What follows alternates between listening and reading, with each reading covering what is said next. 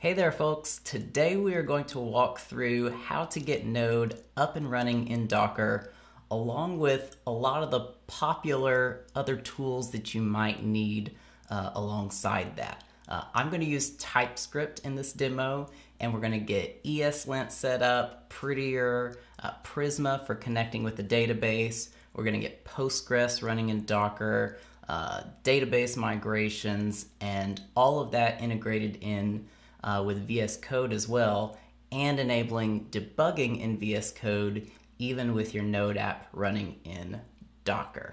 So without further ado, let's get going. By the way, too, I've created a blog post with going through every single detail that we're going to go over in this video. So if you want a place to refer back to, or maybe a place to copy and paste some of the code or configuration, then I will put a link to this in the description of this video. But let's get started. So we are going to start from absolute scratch here. We're going to go step by step and really go through and explain each of these steps and choices along the way. So let me go ahead and get into a good repository for me. So the first thing we're going to do is just by hand create an empty directory. And I'll just call this a node stack, and then we'll cd into it. And I'm going to use yarn init here to go ahead and initialize this as a npm or yarn package. And I'm basically just going to hit enter down here for each question. Essentially what this does is create a package.json file for us to get started. So if I do code so the first thing we've done is we've created this package.json file with the yarn init command. And that's just created a very simple package.json file for us. So what I'm going to do is I'm going to open up the terminal here within VSCode. And the first thing we're going to do is add Typescript to this project. So I'm going to do a yarn add Typescript. And that will add Typescript as a dependency to this project and get everything that we need. And then if you've done Typescript before, you know that we'll end up creating a tsconfig.json file in order to configure our Typescript environment. And there's a really great package that's officially supported by Typescript and I suppose Microsoft themselves that gives you a set of recommendations to add in to this configuration to use in your project. And along the way through this walkthrough, I'm going to try to use as many defaults and recommendations as possible to keep this a good baseline stack to get your app started. So I'm going to do a yarn add, and we're just going to add this in dev from tsconfig/node14. And so this is a package that we can extend into our tsconfig. Now, I am actually using Node 15 in this demo because I'm on an Apple M1 chip, and Node 14 isn't compatible with the M1 chip. So if you're doing a production-ready application or production-focused application, I'd probably recommend going with the latest LTS or latest long-term support version of Node, which is currently 14, but I'm on an N1, so we're going to go with 15. So let us create a tsconfig.json file in the root of our repository here. And this is going to allow us to configure our Typescript application. And because we're in VS Code, then we get a lot of nice completion for us in this configuration. So we're going to say extends, and we're going to bring in that tsconfig/node14/tsconfig.json.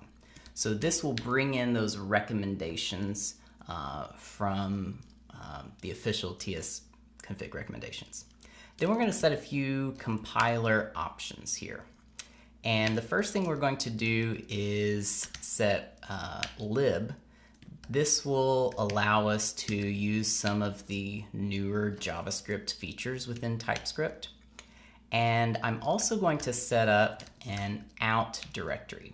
This will tell Typescript where to compile the code to. I think by default it compiles it in the same directory as each of the source Typescript files, but I want to compile everything into a directory that I'm calling dist here. Then a couple of other things. We're going to tell Typescript which files to include, and we're going to create a source directory. So I'm going to add that here.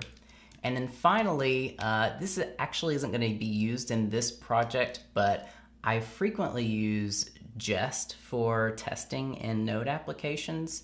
And so I'm going to say to exclude any files that end in test.ts.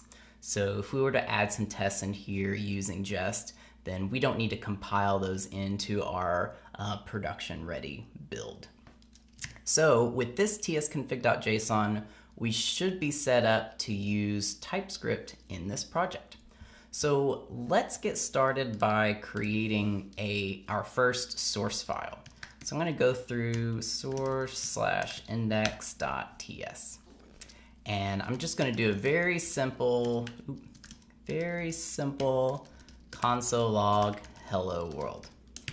And this might throw you for a loop the first time you see it. You're like, why? First line of code, why am I already getting a red squiggly? That's because we need to actually add in a types or typings file for Node itself.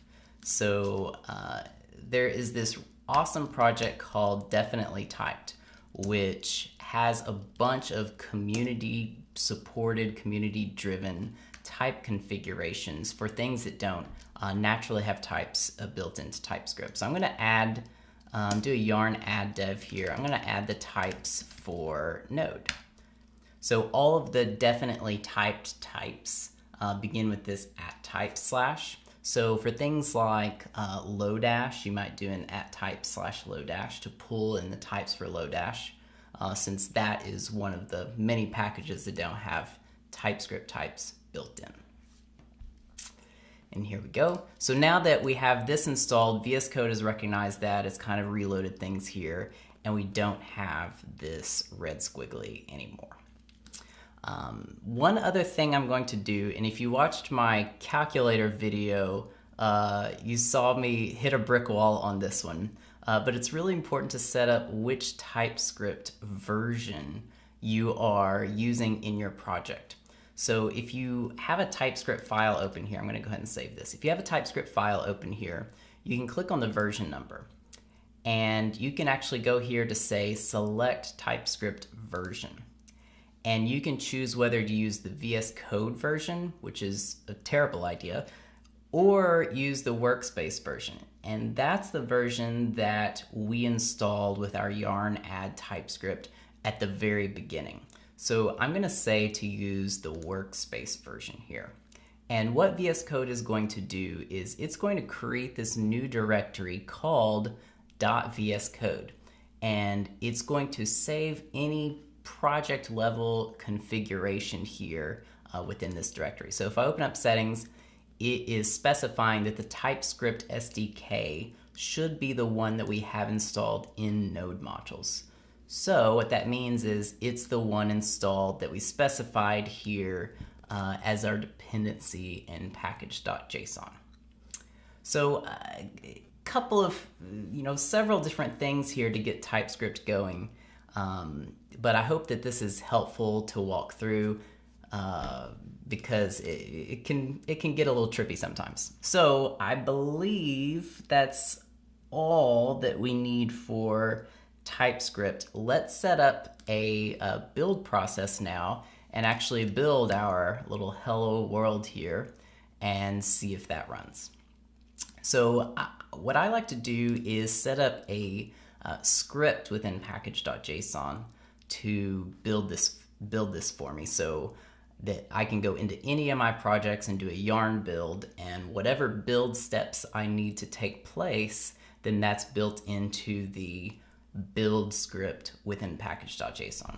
So before I do that, I'm actually going to add another dependency. I'm going to say yarn add to our dev dependencies rimraf. This is essentially a JavaScript way of doing an rm-rf to completely blow away a directory. So why I'm doing that is because in our scripts folder, when I define a build script here, what I want to be able to do is blow away that previous build that I had of our code. So if you remember, back in our tsconfig.json, we specified that we want our out directory to be dist. So what I'm going to do is I'm going to do rimraf dist, so that'll blow away our dist directory. And then I'm going to compile our code. So I'll do a TSC for the Typescript compiler. And this will be available because we have Typescript as a dependency. So if I save this, then I now have this build script available for me. So if I go down here and I do a yarn build, what should pop up here is, yes, we have a new dist directory and we have index.js. So if I pull this side by side with my index.ts, here's index.ts on the left and index.js on the right. They're pretty much one for one, aside from this use strict line up at the top. So we do have our Typescript compiler working. It's compiling to the dist directory, and we've got that going. Excellent. Now the next thing I'm going to do is I'm going to create a start script so that we have a common way to start this application. So let me go back into package.json and I will add a start script here. So for now what we're going to do is we're going to say node, and we're going to run the file that is built in that dist directory. So we're writing Typescript, then we're going to compile it, build it into our dist directory, and then that's where we're actually going to run our code. So I'm going to save that. So if I go down here and do a yarn start, then there we go. We have our hello world. So officially we are running in Typescript land now. So that is great. Now, we're not running in Docker yet. We don't have a database. We don't have ESLint. We don't have Prettier. We don't have all that stuff yet, but we'll get there. So this is probably a good time to go ahead and make this a Git repository and commit some of our changes in. So I'm going to close all these windows. And I'm going to create first a .git ignore file so I can tell Git what it shouldn't store in the repository. And frequently for JavaScript applications, there are at least two things that you want to be sure and include in here. First is node modules. There is absolutely no reason, and you should definitely not check in your node modules into your Git repository. And then the second one here is I'm going to actually add our dist directory. We don't want to check in our distribution or build files into our GitHub repository because we want those to be built whenever a container is built or when this is deployed to production or something like that. So I'm going to hit save here. And then from the command line, I'm going to run a git init. So we've initialized a Git repository at this location. And I'll do a git status so we can see what's going on. And we can see that it hasn't checked in and it has available the git ignore file. The VSCode directory is showing up here. And this is something you do want to check into your Git repository because it's a way for you to share configuration and settings and recommendations we'll get to here in a minute with your team. Definitely want package.json, source, tsconfig, and yarn.log. Those all look good. So I'm going to do a git add a here to add all of these files, or really stage all of these files. and then we'll do a commit.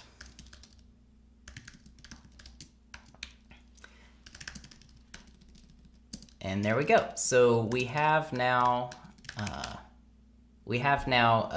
initial commit with some progress that we've made getting Typescript up and running.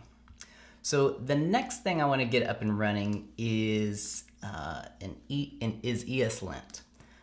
You may have heard of, there's both ESLint out in the wild and TSLint. TSLint used to be what a lot of the Typescript community was using for linting, but ESLint, even for Typescript, is now their recommended way to go. So that's what we're going to do here, and we'll install the things that are necessary to get Typescript working, or ESLint working with Typescript. So we'll do a yarn add dev, because we really only need linting in dev, and we'll add ESLint. But we will also, I'm checking my notes here, we will also add in from the Typescript ESLint project, the ESLint plugin at latest, and the Typescript ESLint parser at latest. So with the ESLint, the Typescript ESLint plugin and the ESLint parser, then that's what we'll need to get Typescript going with ESLint. Plus a little configuration. So we have our dependencies installed. Now let's create an ESLint, a .ESLint RC file. And you'll frequently see something, something, something RC within the root of a project for configuration files.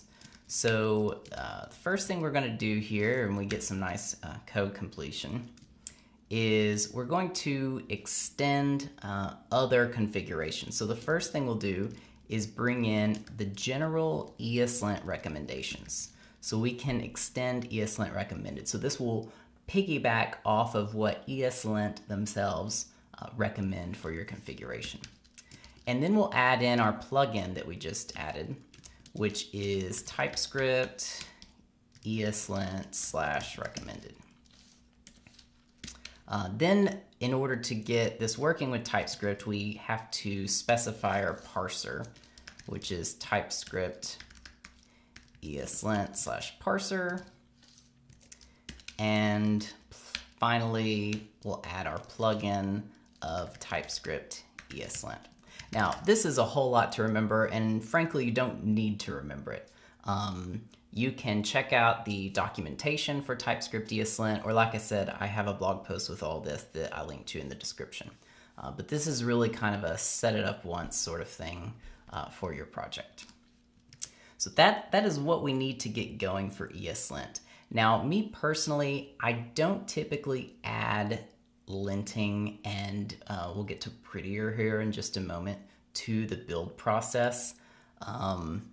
It's just not my cup of tea. I prefer to have all the linting and code formatting done just in my editor. I don't want it slowing the build, and I don't want things changing after I save them either. So you could go either way on this, however you wanted, but I'm going to rely on VSCode to really handle the linting and display any warnings or errors to me. So let's move on to Prettier. For Prettier, I don't actually need to install any packages. Instead, I'm just going to add a configuration. So I'll add a Prettier or a .prettier RC file. Again, that's configuration. And what you might want to start with is just empty curly braces here, just to get the default configuration. Now, me personally, I am for some reason attached to single quotes. So I like changing my projects over to single quotes, but that's the only one that I change. I used to get rid of trailing commas, but I gave in on that one. I'm all for trailing commas now, so that's fine. So this is what we need for ESLint and Prettier. Now, I I already have some packages installed in VS Code to handle this for me.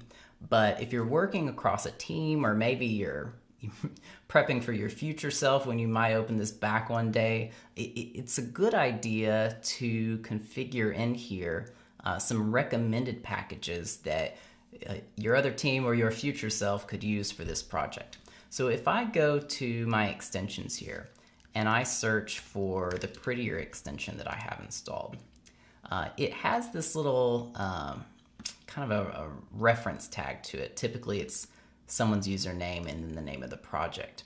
And what you can do is you can take this and up in your VS Code directory here, you can create what's called an extensions file.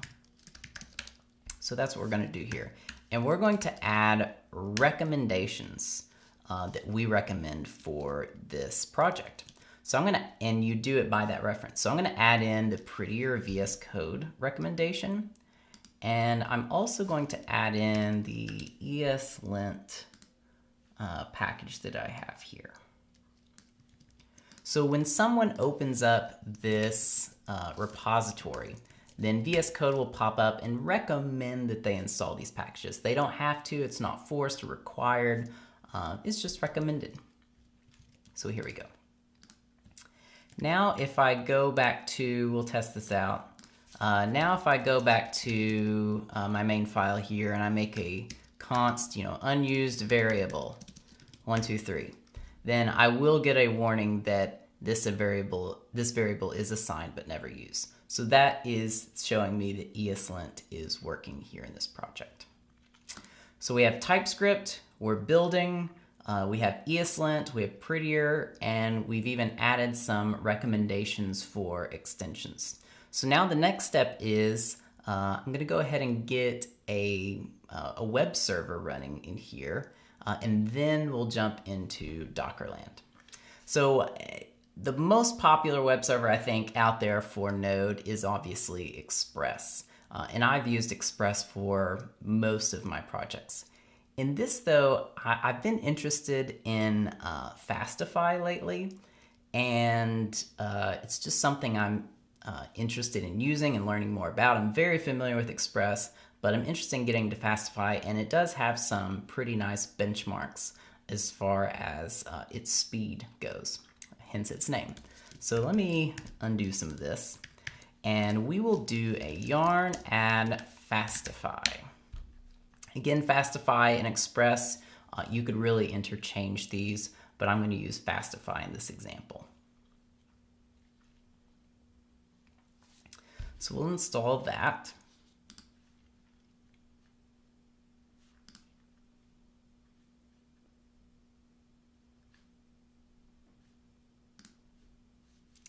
And then what we'll do, I think my code might have froze. Let's see here. See if it comes back.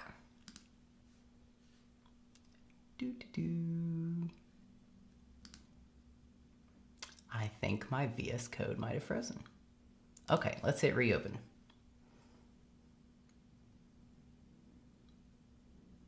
That was weird.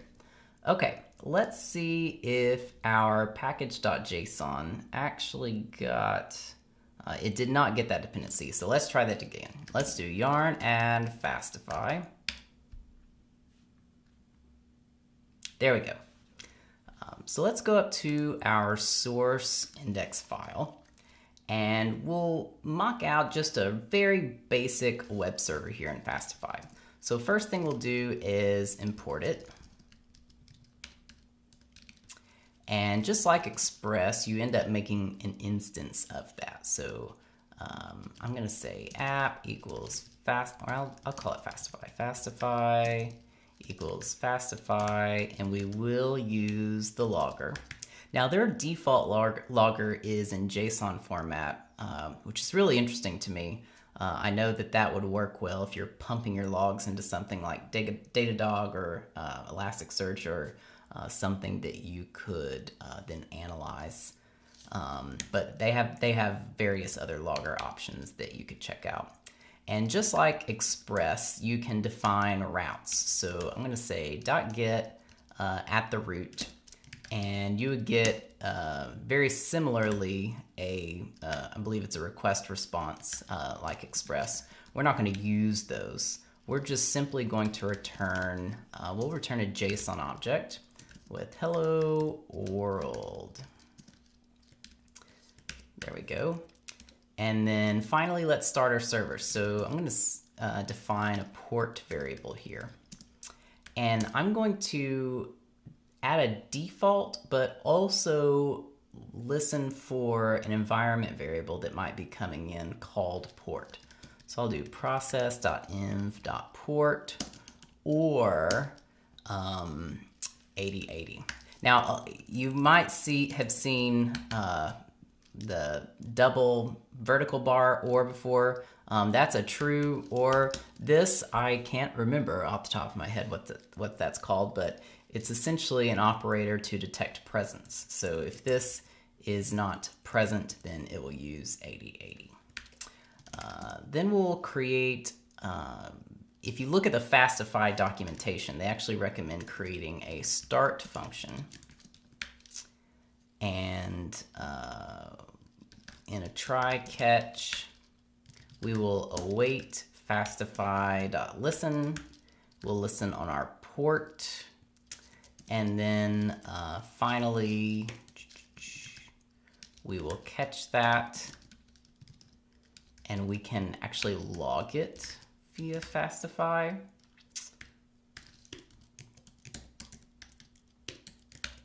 And then finally exit the node process if there is an error.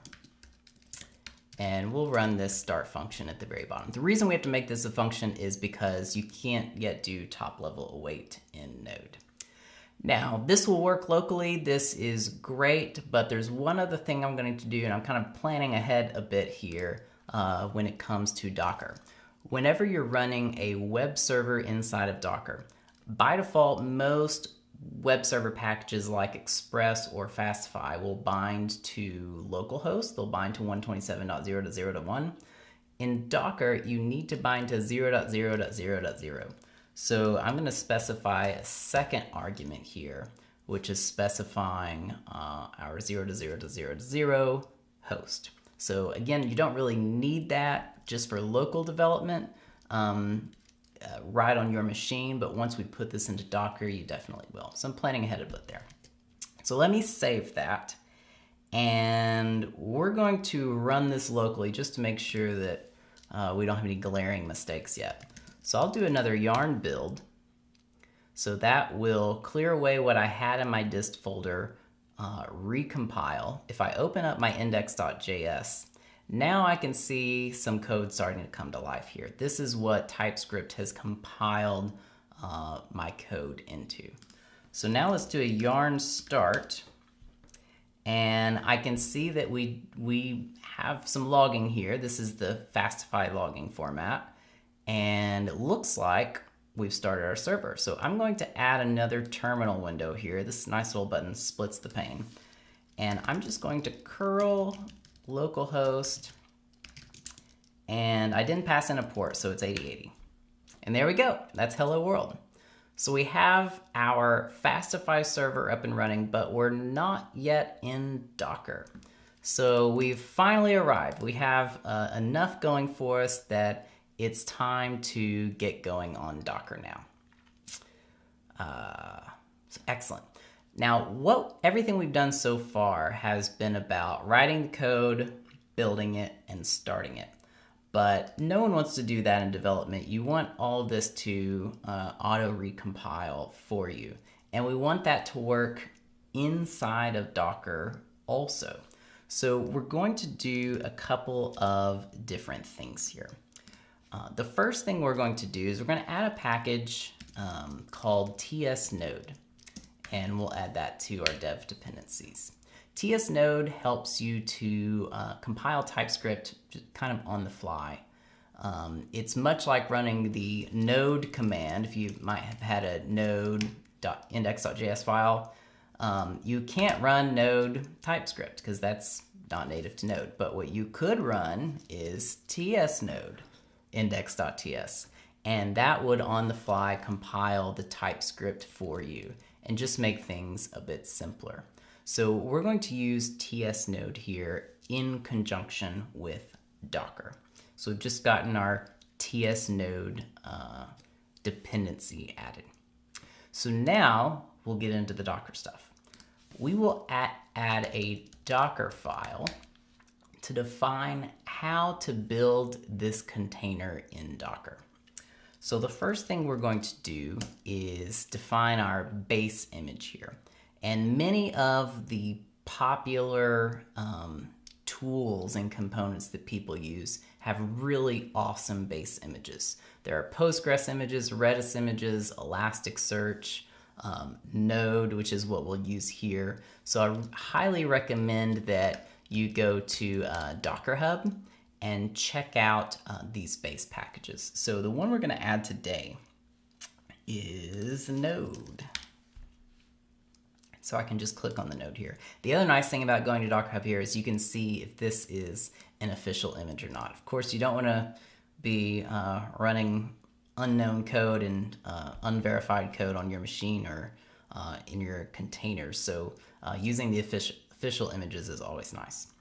So we'll do node, and then if you go over to the tags, there are all sorts of tags that you can use.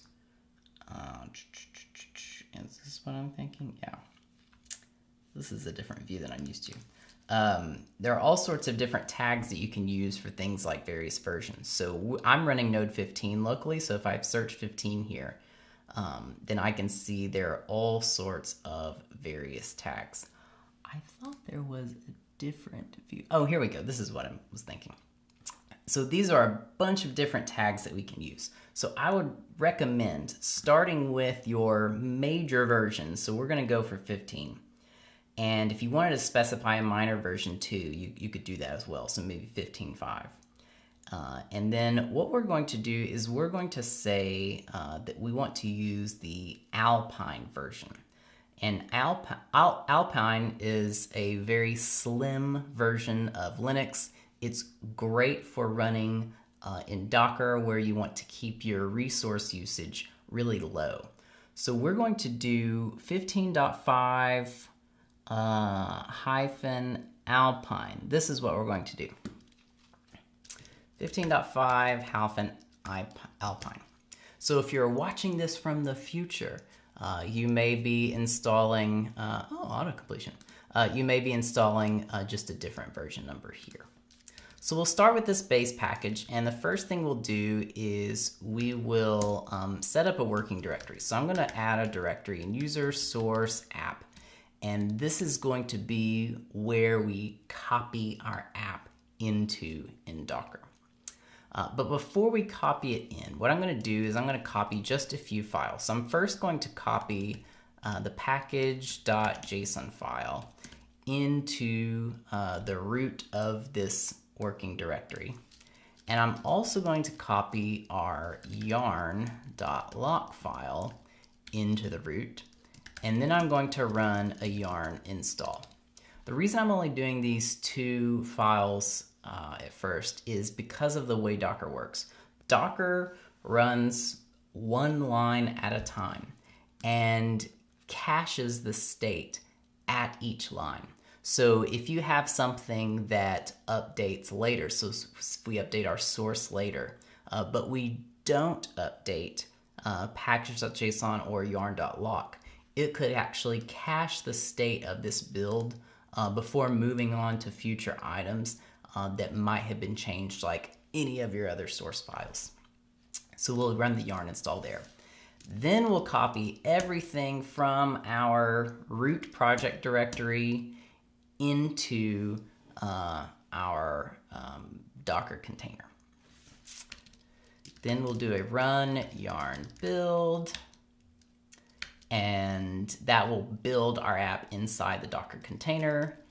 Expose port 8080, and then finally we'll define a command to run at the very end, which will be yarn.start.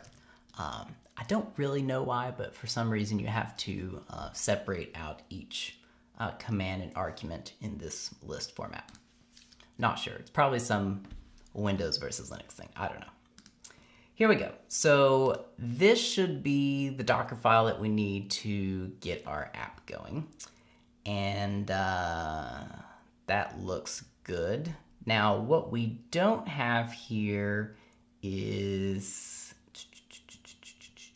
yeah, I think this will work. So one other thing, let me look at something here.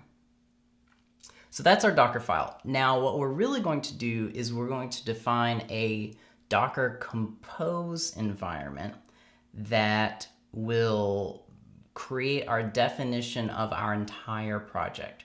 So for this project, we want both a node server, but also a Postgres database server. And we want to be able to recreate those in a predictable fashion. So I'm going to create a file at the root here called docker-compose.yaml. And this is a way to define a Docker environment. So we will, and it's in YAML format, so we'll add a services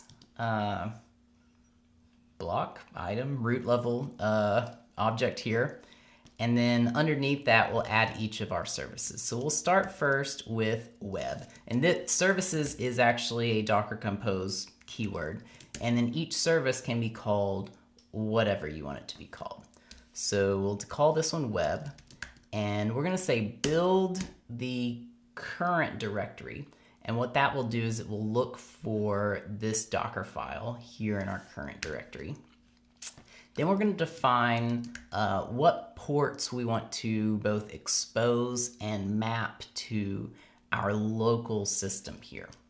So I'm going to expose, we're going to run this on port 5000. That will be good. And then the other crucial thing here, and again, we're doing a little planning ahead, but I want to expose port 9229.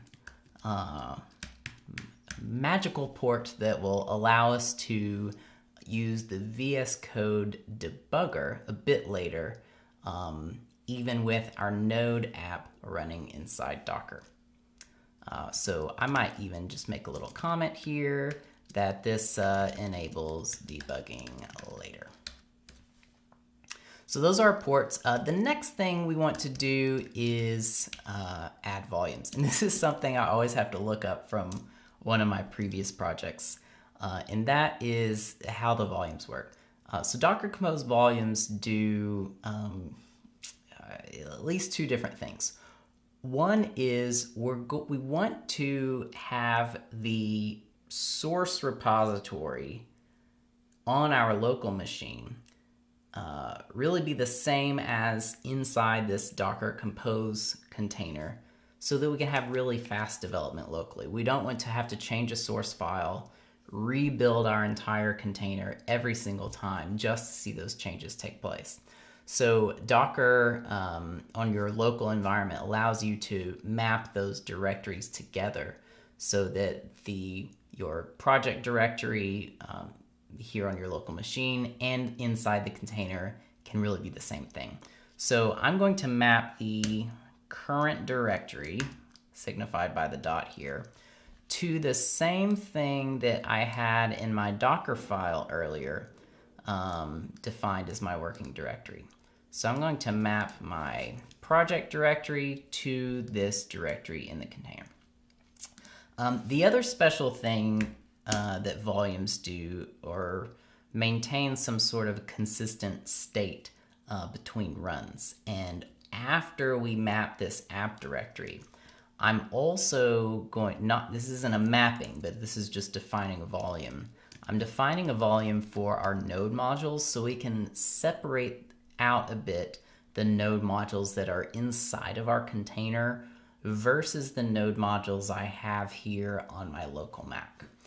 Because the builds might be slightly different. My Mac's running Mac and Mac OS, and the container's running Alpine Linux.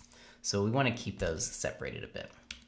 Then the other cool thing that you can do in a Docker Compose file is you can actually change which command that we're using to start the server. Now, I kind of breezed over this earlier, but the command we're using here is yarn start, and I'm going to open up yet another pane here. If we remember, the start command we used is the command that runs node from the dist directory. And that's great for production. So this Docker file, I've really written it to be more of a production Docker file. But for development, again, we want rapid development. So instead of having to compile each time and even worse, rebuild this entire container, I want to do something that will allow me to quickly apply code changes. So I'm going to change the command. So instead of running yarn start, I'm going to run yarn dev, and we'll define a dev script here in just a minute. And then finally, I'm going to define what I want my port to be. So you can pass in environment variables, and I'm going to add this to port 5000 to match the port I'm exposing above. Again, these ports can be anything you want. 9229 is a special one, save that for later, but 5000 here, you can run this 4000, 3000, 5000, whatever you want here. So this is good, but now I need to add this yarn dev command in order to run our server. So let's add a dev script here. And instead of running the file from the dist directory via node, instead we're going to directly use tsnode, which we added as a dependency earlier. And we're going to directly run that on our source Typescript file instead of the one in the dist directory.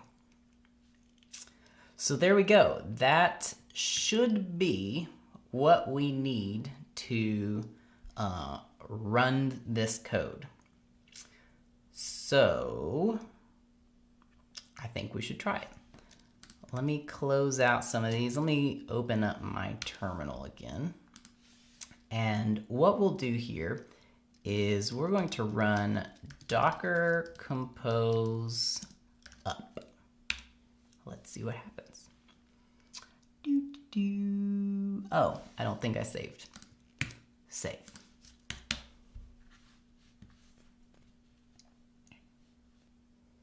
Hey, there we go. So it looks like it saved a build of mine from one of my tests from earlier. That's cheating. So let me go ahead and run something special here to remove my web container. And go up. Okay.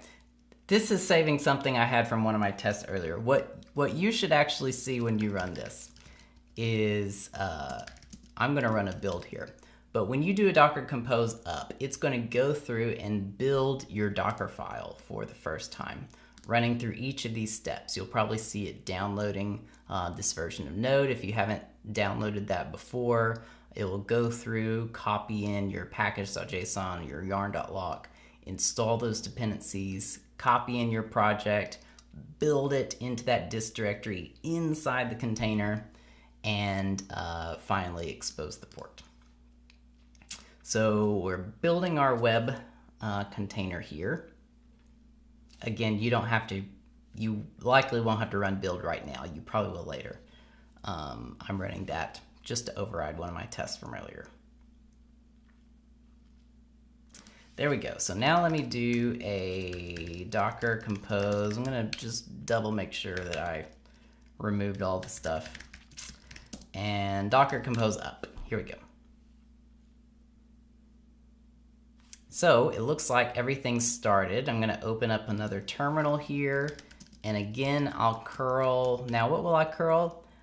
I can still curl my local host because of this port mapping above. So this is saying that port 5000 on my local host will map to port 5000 in the container. So here we go, and we still get hello world. So this hello world is coming from our Fastify server, running in Node, running in our Alpine container in Docker, orchestrated by Docker Compose. So that's a big win so far. That's really great. Now let's get into a bit of developer happiness. Now, what we want to happen here is when I change my code, I want everything to auto recompile, auto restart my server for me. So instead of hello world, if I do hello Kevin here and hit save, and then I go down here and I curl this again, it still says hello world. That's not what we want. I'd really like for this to auto restart. Now there's a really popular library that a ton of people use called NodeMon. This is Node Monitor, and it will monitor your local file system for any sort of changes. NodeMon's a great project, and if you're developing on a local Mac or Windows machine, excellent, go with that. In Docker, you can use NodeMon, but you have to use the legacy watch flag because you're not able to, from inside Docker, use the tools it needs to detect file system changes in an optimized fashion. Now, legacy watch is, as it says here, a last resort because it has to pull every single file all the time to detect change. And that will really eat up your CPU, your battery life. I think I've literally killed a laptop battery because of this flag. So we're going to do it in a bit of a different fashion. Now, if we think about it, since we're editing our code in VS Code here, it knows about all of our file saves and it knows when things change. So one approach might be to actually use VS Code to, upon every file save, give our Docker container a little kick and restart it. So that's exactly what we're going to do here. There is a extension that we can install called trigger task on save. So with this extension, you can trigger a VS Code task to happen. Tasks are native to VS Code, but triggering it on a save is what we'll use this extension for. So I'm going to take this extension and I'm going to add that to our recommendations list so that other devs get prompted to add this whenever they open this project. Then I'm going to go in and I'm going to create inside VS Code a tasks.json file in order to define some tasks here. And we'll say that it's the latest version of this task schema, and then we'll define our array of tasks. So the first one, actually the only one we'll have here, is we want to restart our web container. So if I open up our Docker Compose file, I named our web service web. I could have named that node. I frequently use backend in some of our projects. I'm going to say restart web. And then let's see if I do a control space here. Let's see what else we have. There's type shell. So I want to run a shell command. And then I can define what that command is. So we'll do a Docker Compose restart web. So if I do Docker Compose restart web, then that will restart the web container. And then there's another nice little option here called presentation. And we really don't need any of these here. We want presentation reveal never. What this will do is when you run a task, typically a window or a pane opens up here in VS Code, but we don't want that to happen automatically. We're going to be saving all the time, so I don't need that to happen. So we will hit save on that. So all this does so far is define the task. Now we need to define that trigger, which is triggering it on file saves. So I'm going to go back to our settings.json file here. I'll move our tasks over here. And we're going to add a setting. If I search for trigger task on save, this is going to show me the settings for that extension that I've installed called trigger task on save. And we're going to trigger the name, the label of our task that we just created. So this is called restart web. And we're going to trigger this on any file save to any file within the source directory. And there we go. There's also this interesting exclusion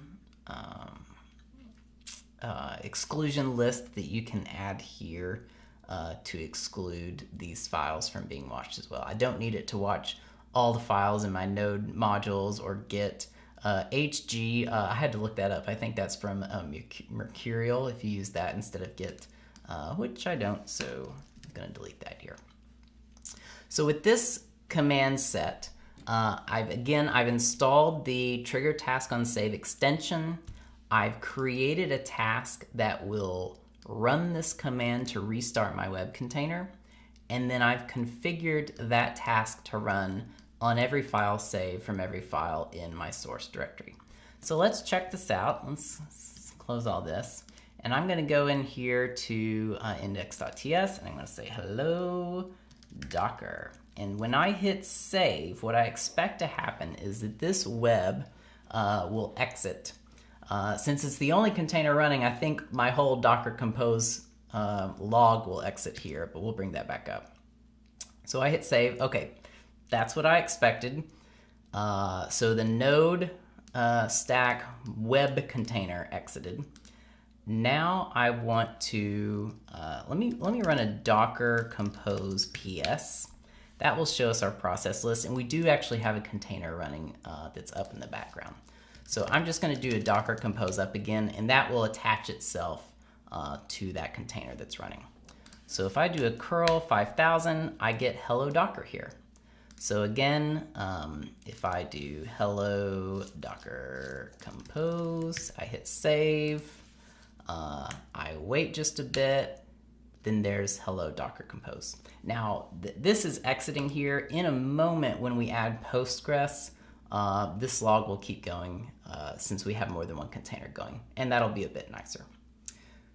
So to recap so far, we have Typescript, we have ESLint, we have Prettier, we've built a very basic Fastify server, we've added a Docker file to build our project, we've added Docker Compose to compose these, compose just our node piece together actually so far, and we've added all these scripts, settings, extensions, and config along the way to get that going. So that feels pretty good. But let's keep going here. We definitely want to enable debugging. We want to be able to use the built-in VSCode debugger in order to do debugging, even when our node app is running within Docker. So we did one thing that was crucial earlier, and I'll just remind you of that. And that's opening up this port 9229. This is the default node inspect port. You can customize this with flags in various places, but I'm going to use the default one here. But we also need to start node up with that debugger, with that inspect available. And if I just on my local terminal here do a node-h for help, I can see a whole bunch of things. In fact, that's kind of hard to see. Let me do that here. If I do a node-sh for help, one of the options is inspect. So you can add the inspect flag to activate the inspector on a given host and even on a given port. So here's where you might put a custom port, but we don't really need to. So what we'll do is we need to edit the command that we're starting our Node app with in the development environment to enable that inspector to run. So I have my yarn dev command. Let me open up package.json where that's configured.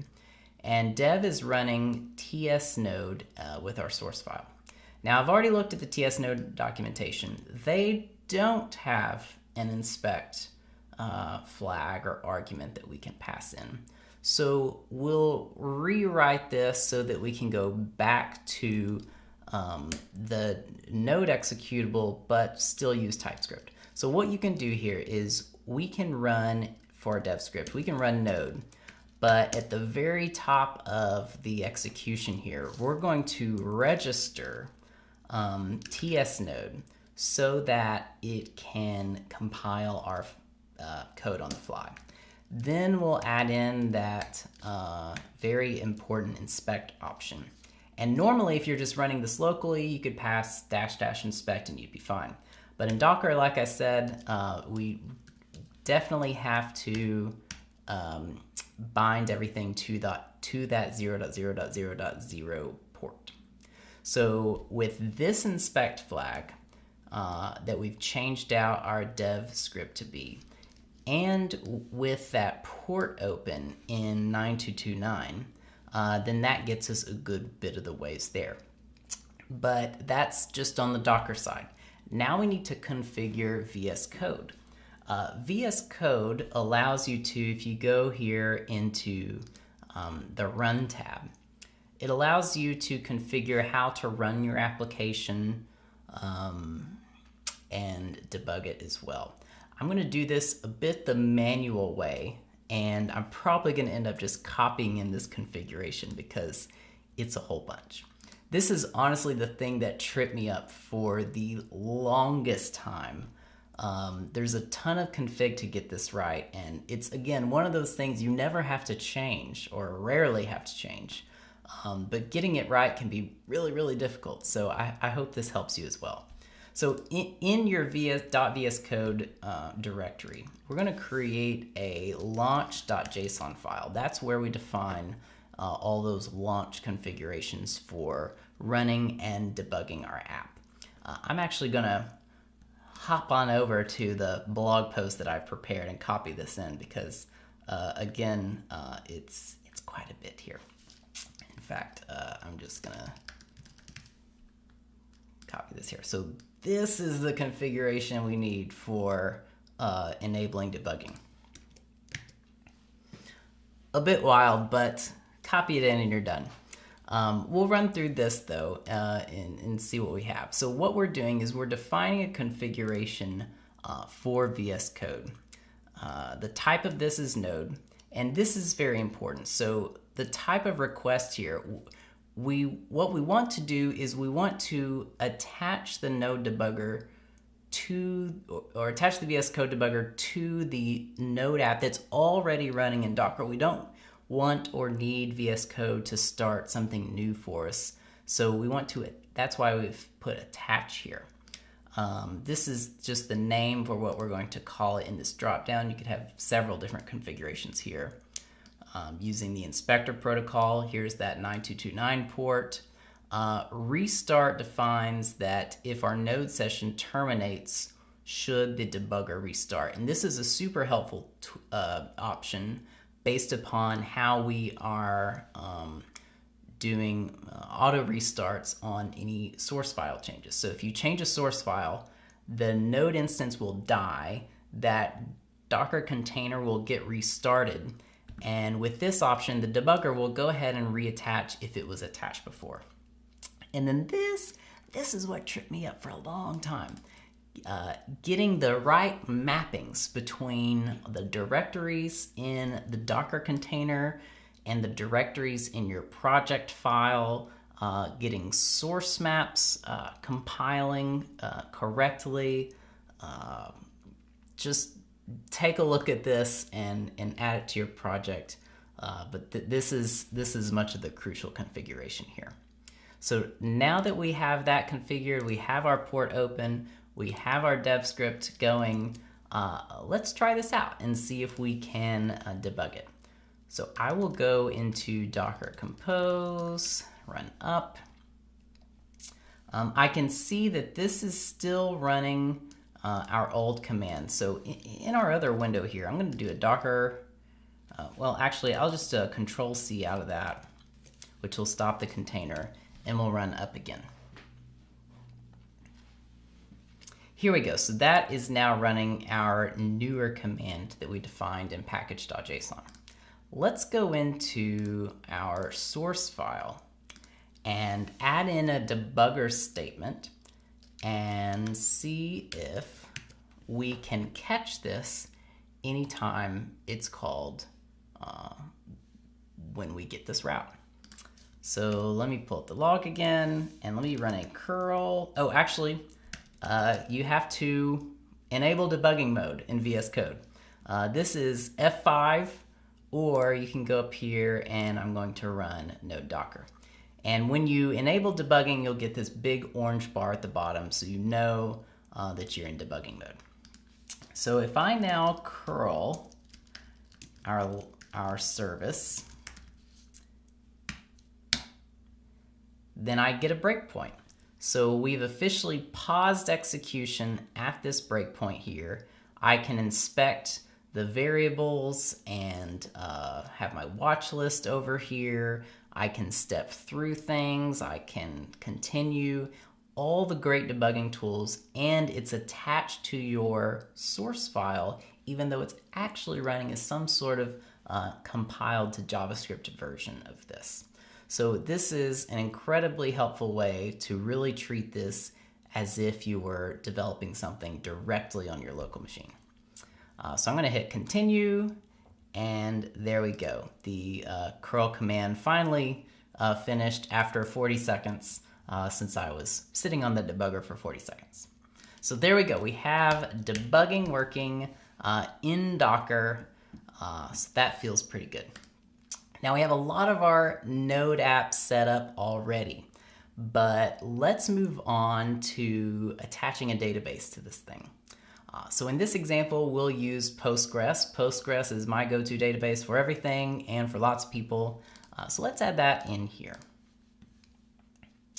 I'm going to go over to my Docker Compose file, and we're going to add another service for Postgres. And I don't have another Docker file for this. I'm not going to create one because Postgres and things like Postgres and Redis and many other different services, you actually don't need to define your own Docker file or your own repo or project directory or anything like that. You can use the pre-built container provided by Docker and Postgres themselves. So I'm going to, instead of saying build the current directory, I'm going to use an image that's already available. So I'm going to use the official Postgres image. And if you do a colon, then you can specify a version. In that, you may not always specify versions for some things, especially for local development. However, for databases, you especially want to specify a version because things can be vastly different between different versions of databases. In this example, I'm going to use Postgres 11. I know that's not quite the latest Postgres, but I'm planning on doing another video where we deploy this to production as well. And the provider that I want to use, which is Render, is currently running on Postgres 11. So I'm going to match that in preparation for that next video. And then I'm also going to use the Alpine Linux version of this one just to make things super thin, light, and performant. So that's our image. I'm also going to define something called restart always here. I'm going to, one thing you could do, this is totally not required, but you could also map the default Postgres port, which is easy to remember, it's 5432. You could map that to your local machine if you ever wanted to reach into that Postgres running instance. We are going to add a way to connect to this via the console later without the need for this. So this is just kind of optional if you want to be able to connect to it locally. And then finally, we're going to set two key environment variables here. And I grabbed these from the documentation earlier. But in order to, let's see, one thing we can do is set up our Postgres database name. So we're going to define our database name here. This can be whatever you want. So I'm going to say web app. And one thing I really like to do is name my database something different in development than production. Most people should not be signing on to their production SQL console. I do sign on to my production SQL console sometimes.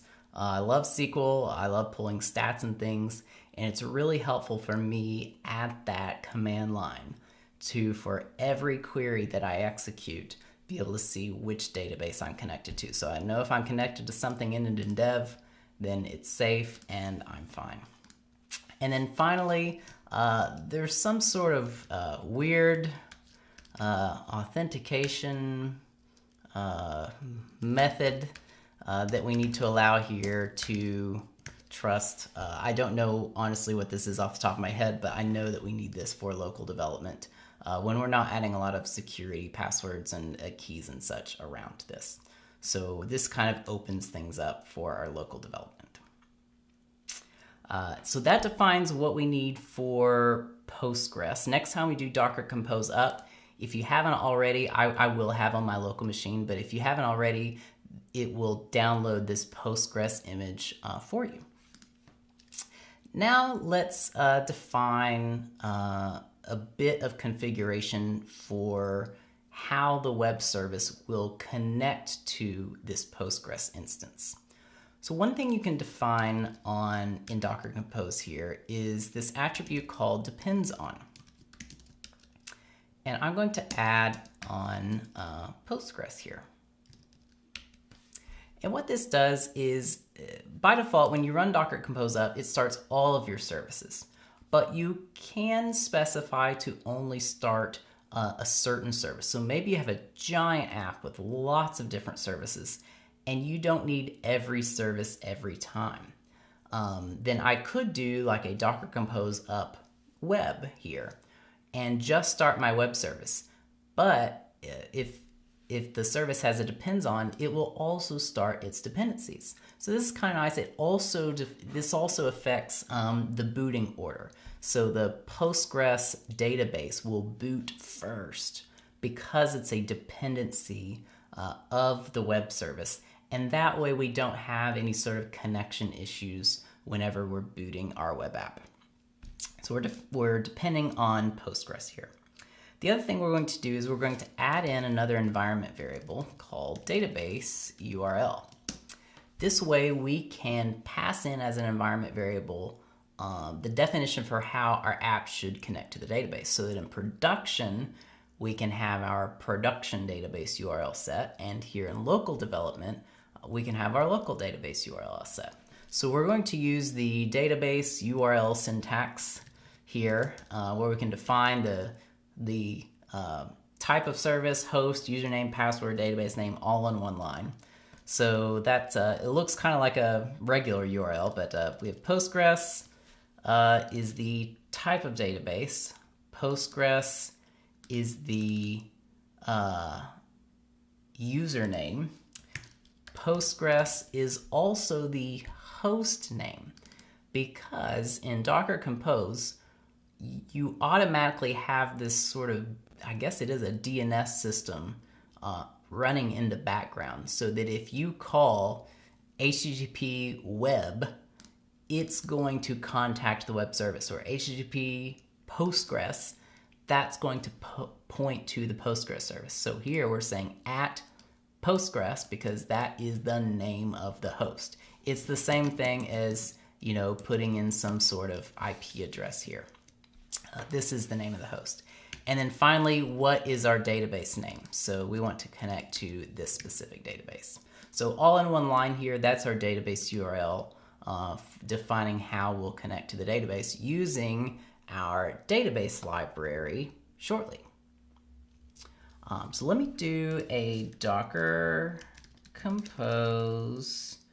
I'm gonna make sure that I don't have any of my test containers from earlier. Do a Docker compose up. And now we can see this is going to start booting 2 containers. So we have Postgres booting here in the background. You'll see lots of log lines the first time Postgres boots up. Those are fine. And then our web service, which booted up here. So now we have 2 different services running, and we can see those here in our terminal. While this is going, I want to show, before we move on here, I want to show off once again the file restart. So if I change this to hello Postgres, we can see our web container stop and then our web container start again. Earlier it was a bit harder to see that because the logging ended up stopping since that was the only container running. But now that we have more than one container running, you can see just how quick it is really to stop and start a web service again with your new code. Whew. We've gotten pretty far. Just a few more steps to prove out this concept, and this is looking pretty good. So right now, what we'll do now is set up our app's ability to talk with the database. And we'll also set up a database migration as well. So I'm going to use actually 2 different packages for this, which might be an unpopular opinion. But the first package I'm going to use is Prisma. I freaking love Prisma now for being my database library. It has phenomenal Typescript typings. You can select various columns from your tables, include relations, and everything you're bringing back in that query is typed. It's mind-blowing. So I really, really love Prisma as my primary database library. Prisma also has migration support. It's a preview feature right now called Prisma Migrate, and it's great too. You'd be fine to check it out and use it. Just know that it is a preview feature and experimental. I'm a database person. I really like having more control over it and also having both up and down migrations. By default, the Prisma Migrate migration service, I believe, operates off of SQL files. It will generate SQL changes for you or schema changes for you as SQL files, which is great. But sometimes especially not just database like column migrations, adding or removing columns and tables and things like that, a lot of times it's great to actually script out data migrations. So if you are transforming your data from one format to another, it's helpful to dip down into JavaScript for that as well. So for migration's sake, I'm actually going to use Knex for that. Now, Knex is also its own whole, I guess you could call it ORM library. It's a very lightweight one. I like it too. But we're just going to use the migrations aspect of that. So we're going to kind of split our roles here. So for our database access library, we'll use Prisma. And for our database migrations library, we'll use Knex, K-N-E-X. So let's start with Prisma. So the first thing to do here is do a yarn add.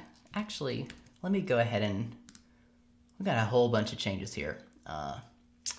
We're just gonna mass commit these. Add ESLint, Prettier, Postgres, Docker, everything. We're just gonna commit this in case we need to go back and see our changes again. Okay, let's add Prisma. Yarn add Prisma It's under the Prisma organization on NPM, so at Prisma/CLI, and add that just to dev. So Prisma works in a very unique way. I haven't seen this in any other NPM package. In fact, they very may well be the first to do this. What you do is you install the Prisma CLI, the command line interface. And then using the command line interface, it actually generates a Prisma module for you and packs that into the node modules directory. And here's why. You define a Prisma schema file that has your database schema. You then use the CLI to generate that package so that you get all of those very custom TypeScript types for you. It's very powerful. I'm sure it's very complex behind the scenes, but they make it simple to use for us. So we've installed the CLI. Now let's do an npx prisma init. Let's see what happens here. Make this a little bigger. So we've run Prisma init here. I'm glad I committed that code earlier because now we can see what has changed. So we have 4 changes within our project. First, we have a .m file. Now, if I take a look at this, the .m file defines for us that we need a database URL. And you may recognize this database URL format here. We don't need this file because we're running everything in Docker Compose, and that's how we're defining the database URL. So I'm going to delete this file. It has then we've added the Prisma CLI to package.json. It's updated yarn.log. But really, here's the name of the game here, is our npx prisma init command also added this schema.prisma file. And if you've ever worked with GraphQL, this is very similar to a GraphQL schema, where we're going to define in this custom DSL, this custom format, what our database schema is going to be as far as types go. Now, I will say this is not as explicit and not as specific as real database types. So we'll define things that are strings, but we won't give them lengths, things like that. So it's a rough version of types. It's the types that we need for development in JavaScript and TypeScript. So because this is not really a database video, we just want to get this working. I'm going to copy in a schema that I have prepared already.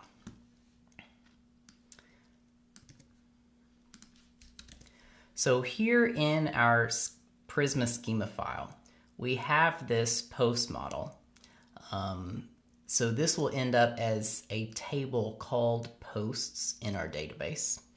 We're going to have an ID, slug, title, content, a Boolean to say whether or not it's published, and created at and updated at timestamps. There are various decorators here to tell Prisma what these various things should be. For instance, this one is an ID column, which makes it the primary key. The slug is going to be unique. We have a default value on published and created at, things like this. So I'm not going to go over this in depth. I highly recommend to look at the Prisma documentation for this if you're interested.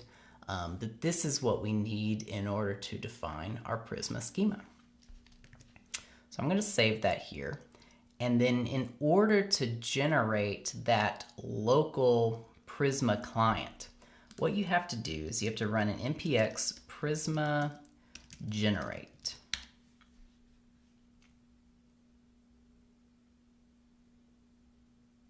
And this will now, this is the command line interface that Prisma provides, and it's generating our database client and putting that in our node modules.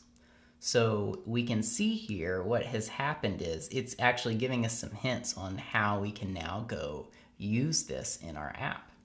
So I haven't created any database tables yet. All I've defined is just my models for how theoretically things should be. So I'm going to copy this into my main source file here. This is not going to be hugely organized. We're just going to mock this out here. So I've added in my Prisma client, and I just want to show you here. I'm going to call this DB. I like calling these DB. I just want to show you here, if I do db.post,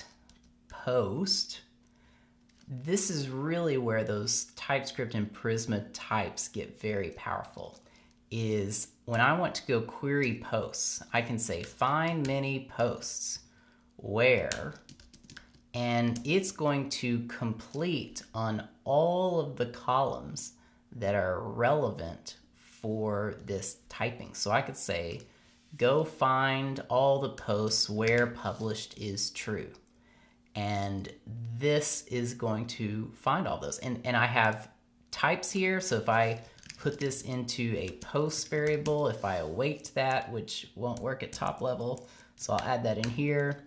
Now if I look at the type of this is post, which itself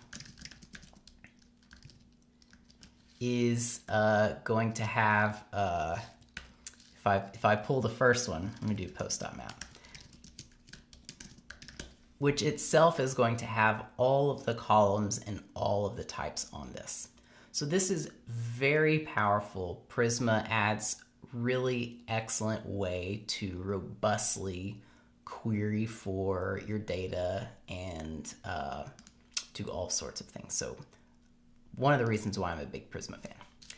Now, the caveat to that is, let me just close this without saving. The caveat to that is that because we have to run that Prisma generate step, we need to do that in our build phase of the Docker container as well. So I'm going to go back up to our Docker file, and I'm going to add a step here after our yarn install. And similar to kind of the technique we used here for our npm dependencies, I'm going to copy in just our Christmas. I'm going to copy in just our schema file here. So that has been added within a Prisma directory. So if I want to copy in Prisma/schema.prisma into our Prisma directory that it would have ended up in anyway. And then I want to run that same command that I ran here locally, which is npx prisma generate. And that way, by the time our code gets copied in and then to the build phase, we do in fact have that Prisma client built and available for us locally. So that's good. And one more thing here too is that I want to be sure, and or one nice thing that is available is there is a Prisma extension, wouldn't you know it, for VS Code, which helps with things like formatting this file. Every time you hit save, it'll put it in the Prisma format and help you with auto completions and things like that. So I'm going to also add this Prisma extension to our growing list of, and this might be the last one, I think this is the last one, our growing list of recommended extensions. So that's it for Prisma. We're not trying it out yet because I want to get the actual database tables in, and then we'll get into querying the data, checking out, making sure it's all working.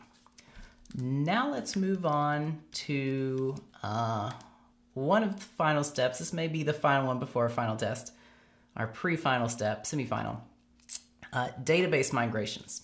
Like I said, I really like using Knex for this. They have a great database migrations API. It also works well with TypeScript. It's defined in TypeScript, JavaScript, so I can easily script things if I need to manipulate data that I'm pushing in and out of the database. Overall, it's just really, really nice. So I'm going to add in those two packages here. I'll do yarn add Knex, And Knex works with many different databases, so you have to install the package specific to the one you want to use, which for us is Postgres, which is the PG package. So we'll add in Knex and PG here. The next thing you can do is you can do this in one of two ways. So we could add, we need to initialize Knex and create a configuration file. Now they have a helper utility here that you can run called Knex init. And because we're in TypeScript land, I want to tell it to use TypeScript everywhere, even for a configuration file here. So this little helper creates this Knex file that you can use to configure. And you can see with this that you can have a configuration for production, for staging, for development, for all sorts of things. You can define a username and password in here. You can connect to a SQLite file. You can change your pool size. You can really do all sorts of configuration. We're going to do none of that and just stick really simple here. So we're going to just export one object, and it's going to be the same no matter what the environment is. So we're going to say our client is PG, that's Postgres. Our connection we're going to get from what we did earlier. We're going to get it from this database URL that we're passing in from Docker Compose. And then in production that we might be passing in from whatever our production environment is running. So just like other places in JavaScript, we'll get this, because this is a TypeScript configuration file, we can get this using JavaScript. So we're going to grab that from our database URL. And then just for convenience, we can also say that on our migrations, we want to use the extension Typescript. And that way, anytime we generate a migration, then that will create a TypeScript file for us instead of JavaScript. So that is the configuration we need for Knex. We've added the package and we've added this config file. Now let's write our migration file to get a database table going that will match what we need to query our posts data. So Knex offers some nice little command line utilities here to generate migrations. So you can run a Knex migrate make and then pass it a name for your migration. So we'll do initdb is our name. And when we do that, it will automatically for us create this migrations folder, and then by timestamp add in migrations here. And you can see, very similar to the old Rails format, we have up and down migrations here. Now again, because this is not really a database specific video, I'm going to copy this in from some code I've prepared here, and we'll step through it very quickly. So what we have here is we're going to use Knex to create a table called posts. Then on that table, we're going to add several different columns here. The first thing we're going to add is an ID column. Now, most tutorials, and I'm sure many different companies as well, will use auto-incrementing integer-based IDs for their IDs. I've come to really like using string-based IDs and a random string generator. I like the package nanoid, N-A-N-O-I-D, to generate my IDs. So, so instead of using auto-incrementing integers, we're going to use a string here. And you can see here within Knex, there is a way to very quickly define a string column. But the string function here actually defines a varchar, which is a varying length string column. We're going to have a defined length string column, so it will be specifically 16 characters or whatever you may choose long every single time. So I'm going to say we're going to define an ID column that's a char column of length 16. It will be our primary ID column. And I'm going to pull up my Prisma file side by side here so you can really see the parallel. We're going to have a slug column. We can define a length. It's not nullable, so we're not allowing nulls. And it's going to be unique. So this will add a uniqueness constraint. I just learned this not too long ago. There are a different thing between uniqueness constraint and a unique index. I'd have to look up the docs on this, but I believe this will create a unique constraint. Let's see. Then we'll add a title. We'll add a text column for content, a Boolean column for published.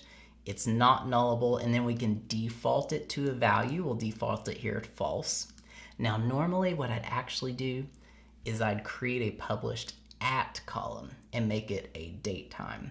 And then if that's present, that means that it's published. If it's null, that means it's not. But we'll keep it a Boolean for simplicity here.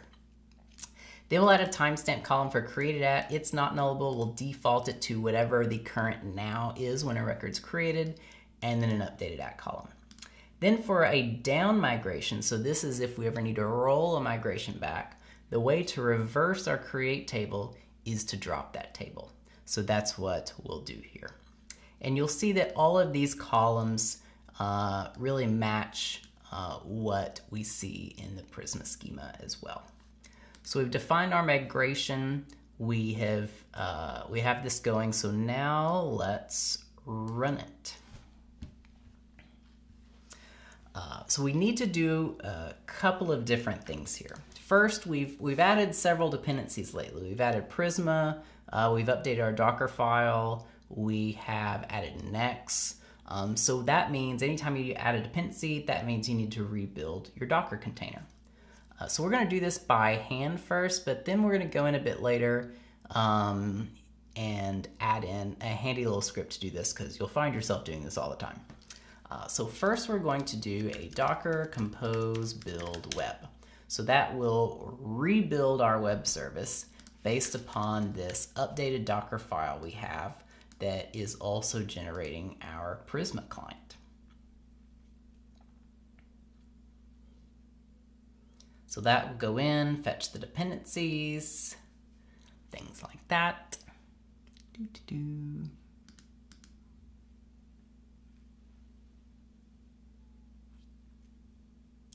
Fetching, fetching, fetching. A little slower than normal.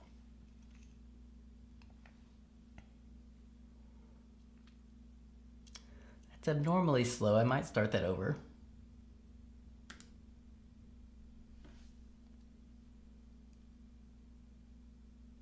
I'll start it over. Okay.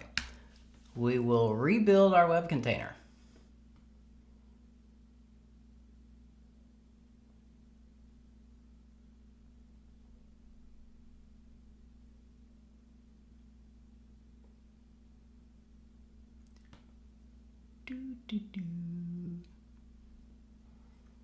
Okay, we'll just be patient.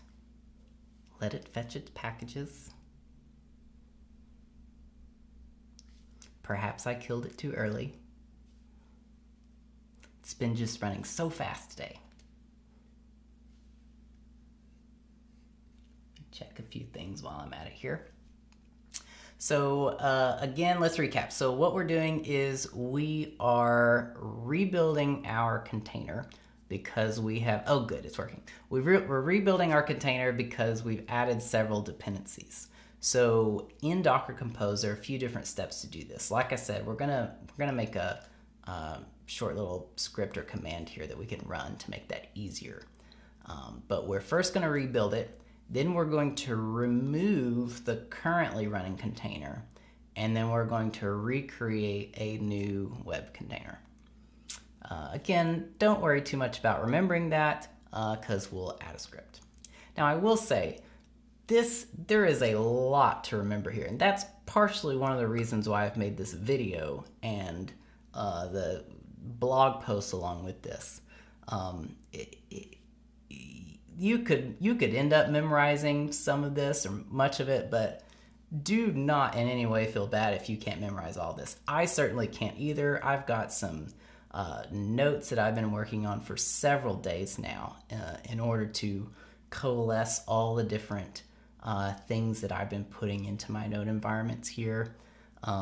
So just have your references handy, Google the documentation, and I hope this video and the blog post help you, because this stuff is hard to remember. And a lot of this you only do once at the very beginning of a project, and then maybe infrequently for maintenance along the way. So this container is going to take a while to build, apparently. What do we have left? So we're getting close to the end here. What we're going to do is we're going to run this migration.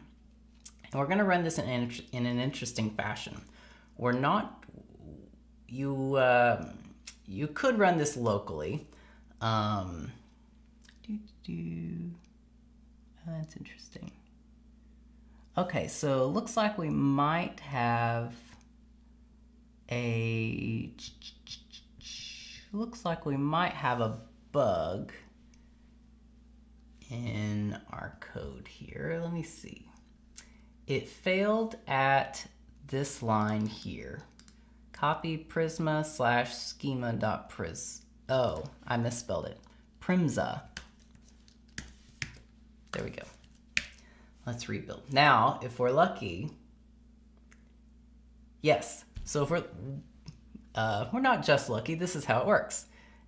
Like I said at the beginning, every line of this is cached. So even though it failed at a step, it was able to cache all the steps before, so we don't have to wait that long again. Excellent. So we've rebuilt our container. Now we need to let me check my notes here. Okay, now we need to remove the currently running container.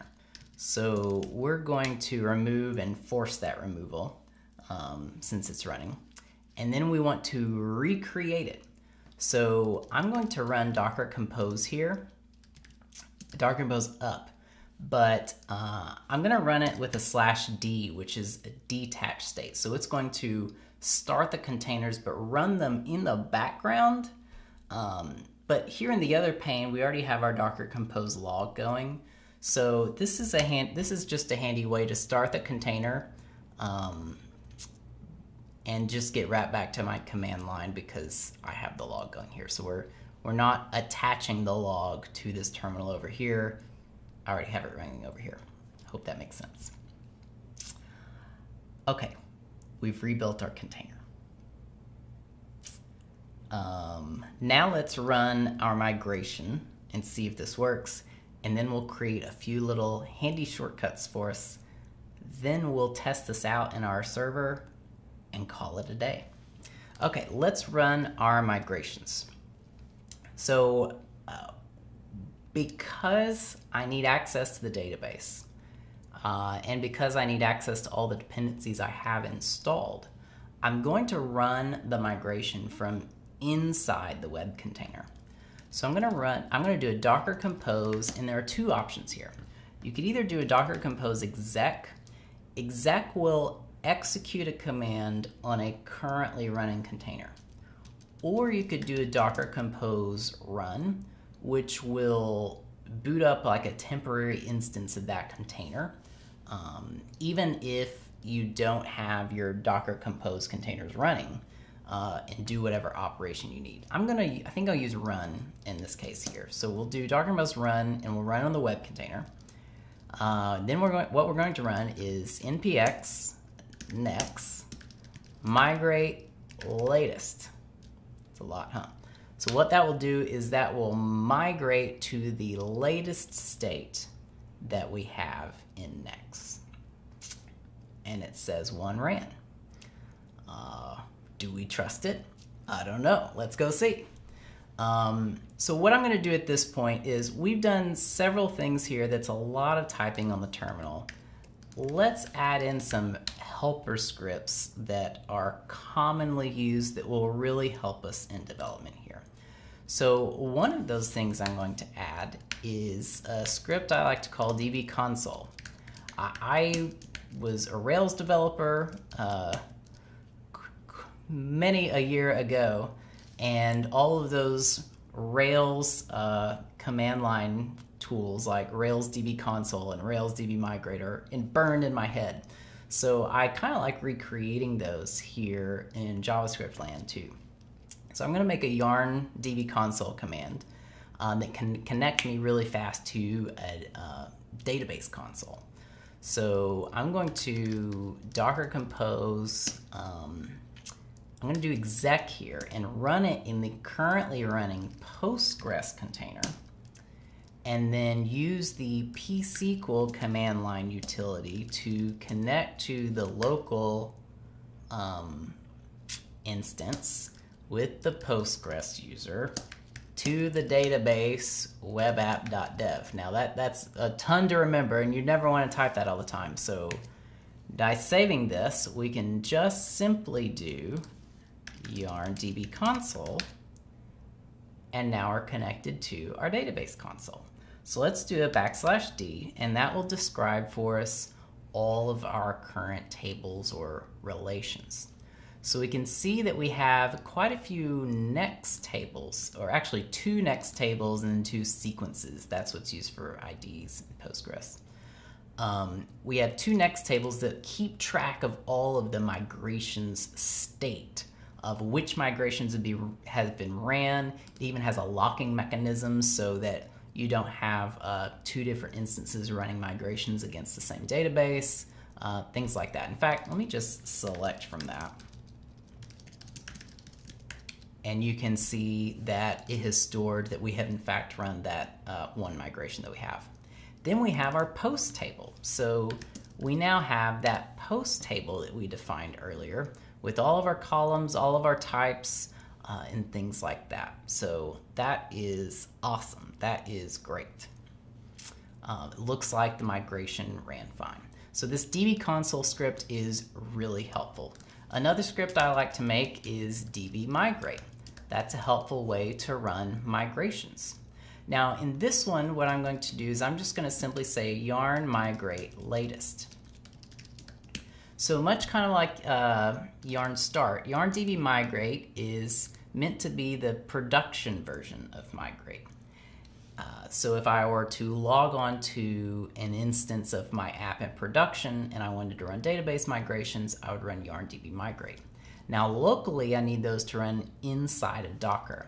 So I'm going to create a separate one called yarn docker db migrate to specify that this one's going to run inside of Docker. So again, we'll do our Docker compose, I think I'll do run here, run it on the web container, and then I'll just run this command from up above. So I'll do yarn db migrate. So that is a helpful way for us locally. If I quit out of Postgres here, I can run this safely because it won't let you do the same thing twice. So if I do yarn docker db migrate, then from inside the web container, it's now going to run our migrations, which we have none that haven't been ran yet. There's another one that's helpful, which is, I'm going to copy this, yarn db migrate undo. So whenever I'm writing migrations, I really like testing the up and down version over and over. And so I'm going to do docker compose run web npx migrate down. And if you check the docs on Knex, migrate down, oh, no, I want npx Knex migrate down. If you check the docs on this, then this will only roll back a single migration at a time. And then finally, to do all that pomp and circumstance around rebuilding your Docker containers, we're going to make a really helpful tool to rebuild those quickly. So I like creating scripts for rebuild, say, our web service. And this will run those 3 commands that we ran earlier to rebuild our container. So first we'll run a docker compose build web, so that'll build our web service. And then we want to run a docker compose rm rf web to remove the currently running one. And then we want to do a docker compose up/d for detached to restart that service. So I don't really need to right now, but I'm going to check just to make sure that that is working as well. So I'll do a yarn rebuild web. So that will go through here and rebuild our web container. I'm just going to let that go in the background while we wrap this up. So in our final foray here, what I want to do is actually connect our server or our node server to the database, fetch data, and show that the two containers, Postgres and node, can talk to each other and communicate. So let's open up our source file again, and we're going to use our Prisma client to connect to the database and return some data. Now, we don't have any data in our database yet, so I'm actually going to also create here just a really simple function that checks the database. If it has no data, shove in a few records for us just so we can have something to play with. So let me, similar to earlier, I'm going to create a variable here called db for database. And I'm going to say new Prisma client, this one, which has auto imported for me up here. And they have a helpful option in here called log. And you can specify what all you want to log to the console. Now, in this case, I would like to log everything so that, especially in development, we can see everything that's happening here. So that's our client. Then what I want to create is a function to seed some data. So I'm going to create a const seed data function here. We'll make this an async function because we're going to use some promises here. And we're going to check to see if the database post table count is 0. So if there's no data in this database, then let's do something about that and just add a few dummy records here to get something going. So we will, I'm going to add two things. So I'm going to wrap this in a promise.all. I'm going to say db post create. We're going to create two different posts here. So if I control space, I can see the options here. Prisma allows me to specify my data, and they have the select option. So the return value of this will actually be the record itself, and I could use select to narrow down what fields I want to see. So I'm going to do data. And then again, I can see all of the different columns. I can even see the ones that are required, the ones that don't have question marks, or the ones that are optional, the ones that do have question marks. So we'll just fill in ID, slug, and title for now. Now IDs, remember I told you that we're using string IDs. I just really have come to like those. So I'm going to make a function called genID that will generate an ID for us. And I'll do that here in just a moment. But first, let's keep going here. Let's create a blog. Let's create a post for this project. So ultimate dev stack, and we'll call it the ultimate node dev stack. And then let's create another post. We'll say some sort of future blog post. And same thing here. So we've got our seed function yet, and we'll go ahead and run it on every server run, and it'll just, if the post table does have records, it won't add these. If it doesn't, it will. But we do need this gen ID column. So how do we generate an ID? Well, there's this really awesome package, I think I've mentioned it already, called Nano ID, which is a great way to generate a random string of characters that's URL safe, that's fast, the library is small, that works well in URLs, I said that. But this is a great little library for that. So I'm going to install that here. So yarn, looks like something failed here.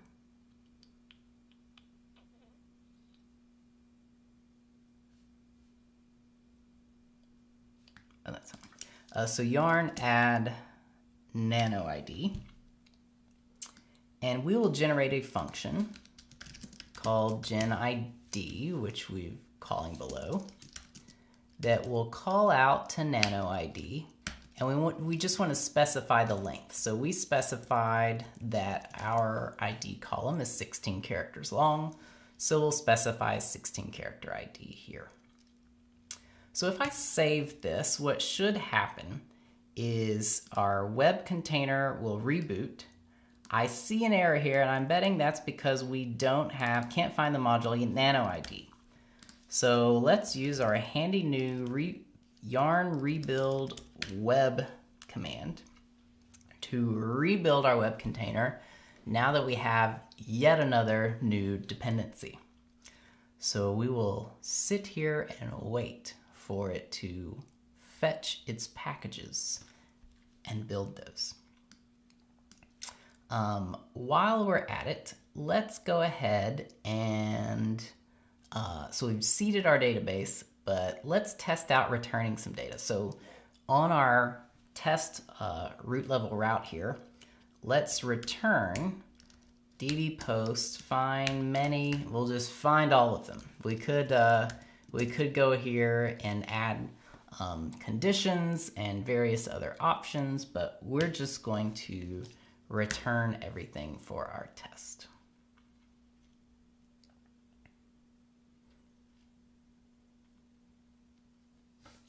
So we're rebuilding our web container because we've added nano ID, and then we'll test it out, and I think we'll call that a day.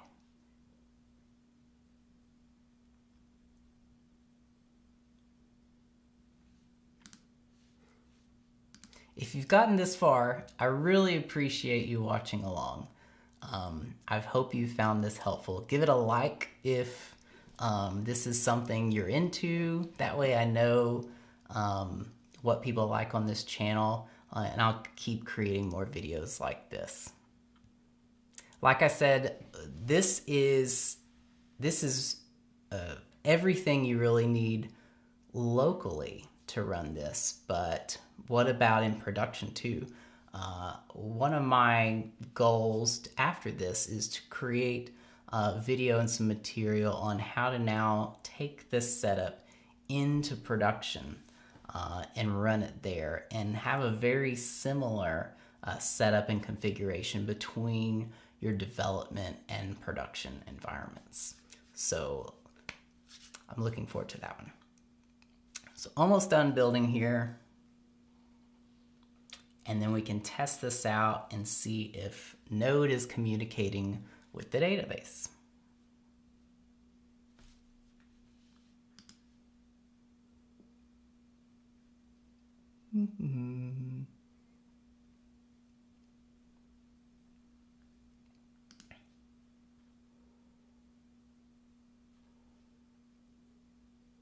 I have noticed, I think perhaps since we added the Prisma package, that our build might have slowed down here.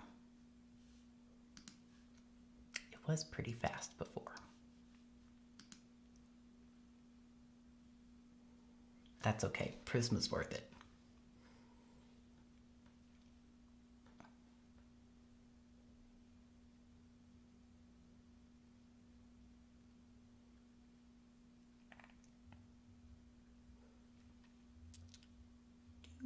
Oh,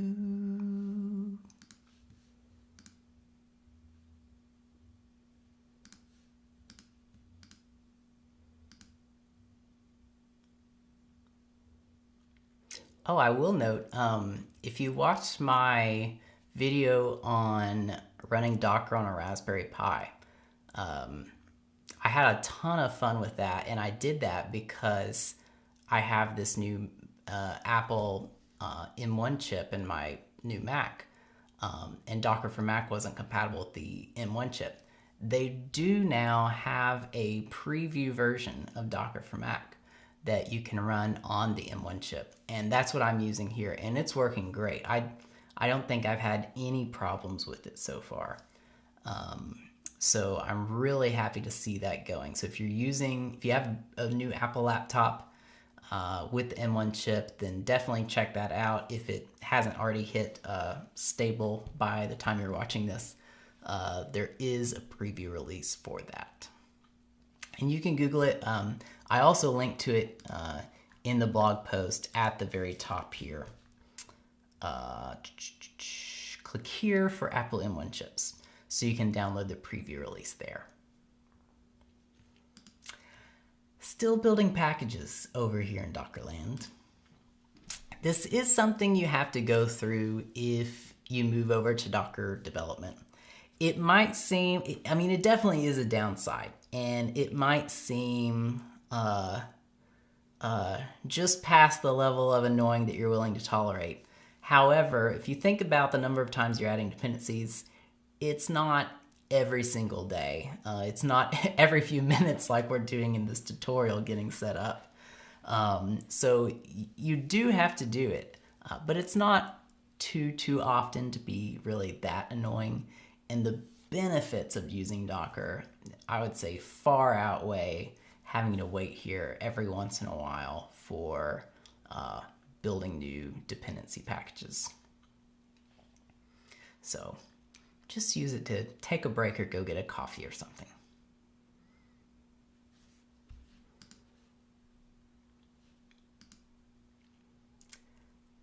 Still going here.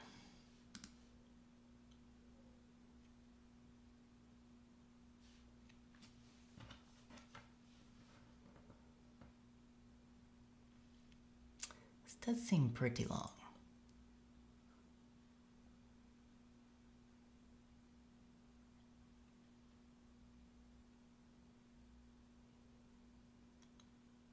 Do I quit it?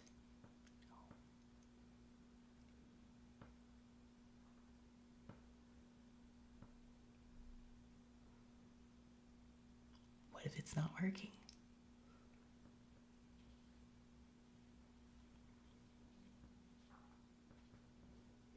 That is interesting.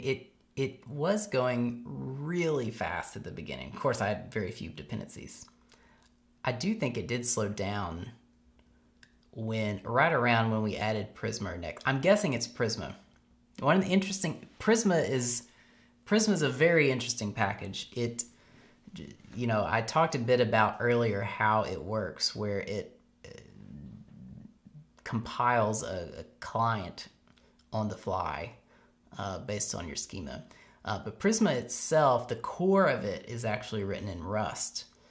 And so Prisma has some Rust components to it, and then it has a wrapper that communicates with those Rust components behind the scenes. It has a number of moving parts in it. So it's pretty interesting, but I've been using it now in our product we're creating called Baton. Use baton.com. And I added it in, I don't exactly remember when. I think it was almost a year ago, perhaps, or 6-9 months ago.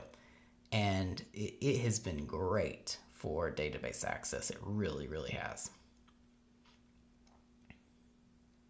At what point do I stop this and restart it?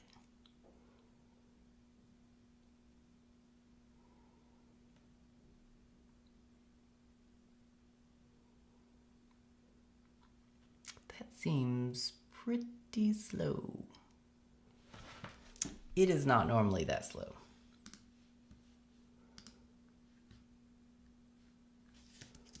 I'm gonna check my activity monitor.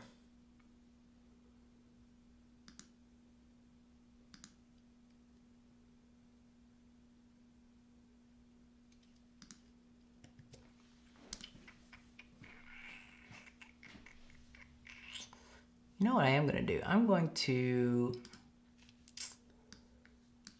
let's see if we could do a little sleuthing here. I'm going to do a docker ps. And this is going to pull up all the processes I have currently running in Docker. And it looks like I have my Postgres container running. And then I have this container, which is currently building whatever's going on over here. So I think on the fly, can we do a docker exec, because I want to run it in whatever's currently running. I want to run a shell. I might have to do interactive.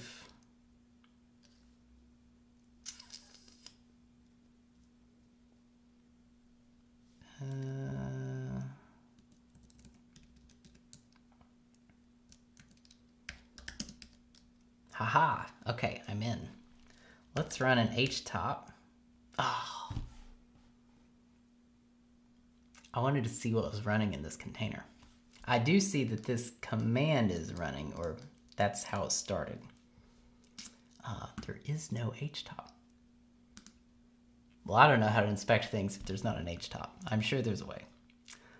This seems, it's been running for 8 minutes. That seems like a super, super long time. I do think that I'm going to kill this and restart it.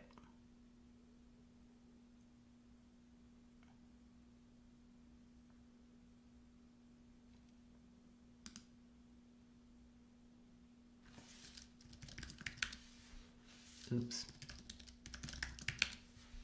Yeah, this is running for 10 minutes. That's entirely too long for this. Let's try that again.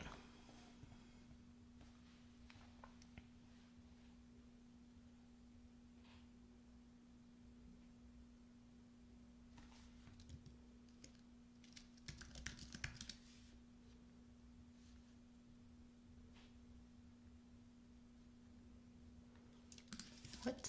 Htop versus top. Never used top.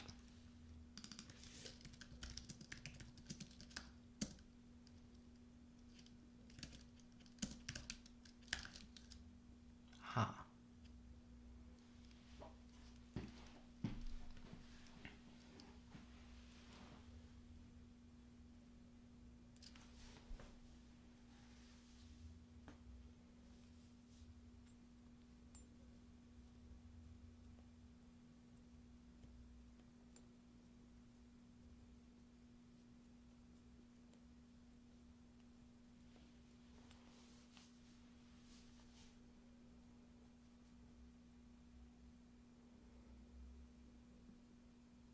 Okay, so we're once again building packages here. There we go. Okay, moving along. Not sure what happened earlier.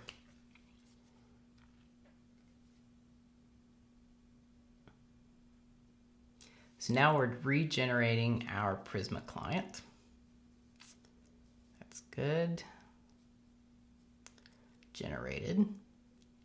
Copying in all of our source files. Building our application. You can see building it took less than a second. And then something happened at the bottom. Our removing stock containers.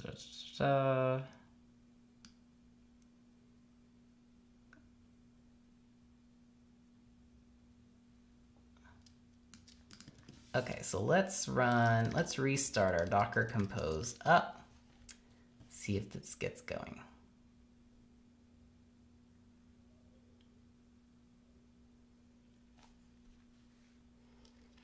it looks like it had trouble removing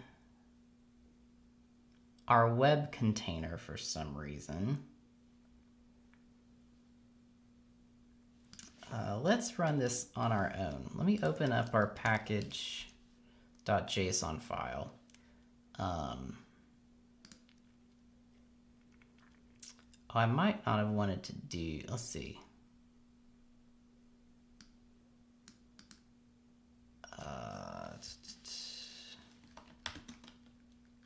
Oh yeah, this is FS, RMRF, just a habit, I guess. Okay, so we need to, I had the wrong removal command there. So we will remove our previous running web container, run the new one. We can see that this is working now because I'm getting all the Prisma logging going. And we can see that it has also inserted 2 records into our database. So the final moment, let's curl, let's see, hold on. Save this. No, save that. I didn't actually earlier save my changes to this. So let me save this. That will restart the web container. We don't have to rebuild anything. We just change source. So let's curl our local host port 5000 and we get a bunch of JSON.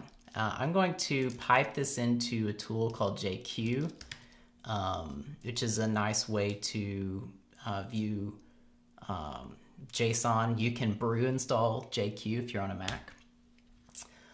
So here we go. This is the data that Prisma is fetching from our database.